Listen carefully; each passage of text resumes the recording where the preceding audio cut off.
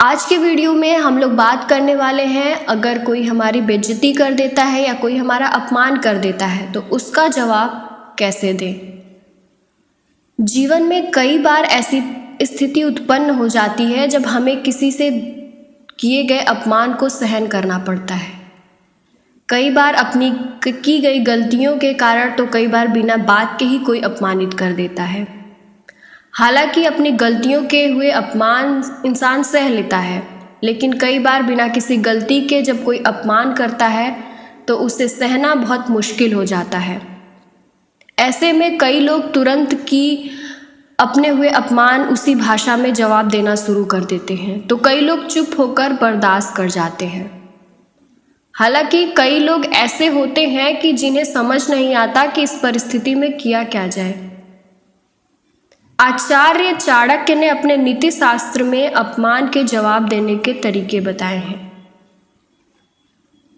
आचार्य चाणक्य कहते हैं कि जब कोई अपमान करे तो उसे उसी की भाषा में जवाब नहीं देना चाहिए, क्योंकि उसका काम आपको उकसाना है। इसलिए ये अच्छा है कि आप ऐसी परिस्थिति में चुप रहें और उसकी तरफ देखकर थोड़ा सा मुस्कुरा दें और उसे कुछ मत कहें, क्योंकि अगर कुछ कहेंगे तो उसे और भी ज़्यादा गुस्सा आएगा और वो खुद को ही अपमानित महसूस करने लगेगा।